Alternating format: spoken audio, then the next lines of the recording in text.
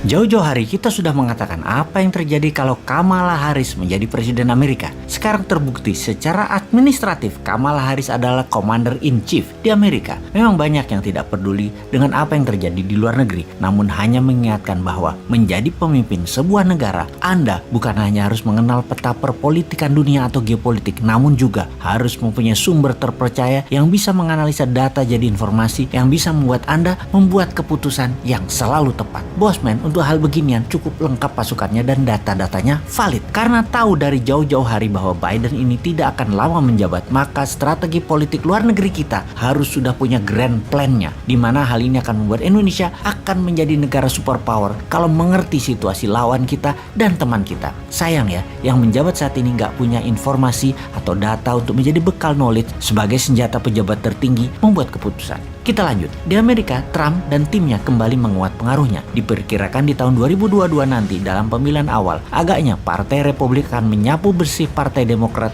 di Senat dan di Kongres. Trump saat ini adalah pengendali Partai Republik di Amerika. Kemungkinan besar kebijakan Amerika di tahun 2022 adalah mulai serang Tiongkok secara lebih frontal. Hot war akan mungkin terjadi, walau dunia lebih senang dengan Cold War, perang spionase, perang intelijen, perang dagang, perang cuaca, namun agaknya hot war bisa terjadi dan ground floor-nya atau battlefield-nya adalah Taiwan. Kita semua mengetahui setelah Tiongkok meluncurkan virus kemudian muncul vaksin dan kemudian PCR. Di Indonesia doang sih PCR, kalau di negara lain PCR itu buat yang sakit. Di sini di Indonesia PCR tuh buat semuanya, yang sakit kayak terutama yang sehat. Semua itu lebih kita kenal dengan istilah pandemi. Ini semua adalah masalah demand dan supply. Dalam bisnis, kemampuan create demand adalah kunci sukses. Untuk pandemi kali ini kita tidak usah jelaskan mana yang supply, mana yang demand. Anda pasti sudah pinter. Kemudian masalah climate change. Ini hanya akal-akalan istilah. Lebih tepat kata-katanya bukan climate change, tapi climate warfare atau perang cuaca. Perang cuaca juga merupakan rencana bisnis, yaitu create demand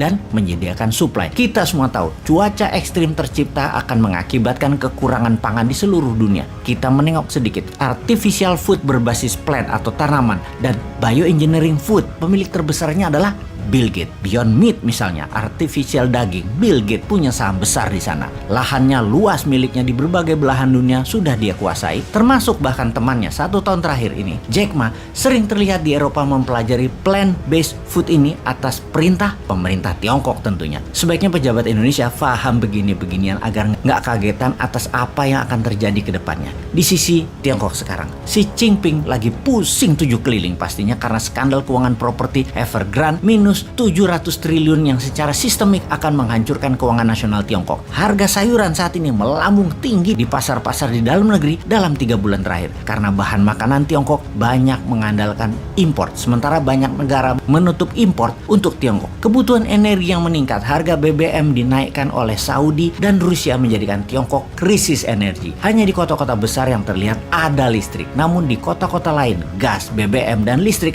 bermasalah besar di Tiongkok. Aktifnya mesin-mesin produksi ternyata membuat cuaca ekstrim terjadi di Tiongkok yang menyebabkan polusi berat hampir di semua wilayah pantai timur Tiongkok. Efek gejala memburuknya keadaan dalam negeri tersebut terjadilah panik buying di masyarakat saat ini. Rencana Xi Jinping untuk tidak kehilangan muka di dalam negeri, yaitu Tiongkok berjanji akan melakukan aneksasi atau penggabungan Taiwan, agaknya akan menjadi isapan jempol. Tiongkok tidak akan punya kekuatan logistik diperkirakan untuk menyerang Taiwan. Makanya kalau Newman jadi Commander-in-Chief di Indonesia, maka seluruh produk yang menuju Tiongkok alias barang ekspor ke Tiongkok seperti batu bara, nikel, dan bahan baku lainnya ditahan, jangan dikirim. Maka Tiongkok pasti panik, akan bertekuk lutut itu Tiongkok di depan Newman. Lalu seperti Putin dengan Trump, dijadikan Trump presiden Amerika di 2024 dan Indonesia harus bermain. Jadikan Trump di tahun 2024 presiden Amerika, namun pastikan hutang IMF Indonesia dinolkan, lunas. Tirulah cara Putin tersebut. Lalu apa yang kita lakukan? Cyber army para buzzer akan dipakai untuk memainkan ke negara adik kuasa tersebut, yaitu untuk memenangkan Trump. Sesekali kita pakai cara Rusia gitu loh, hajar Tiongkok gabung Amerika, namun Turki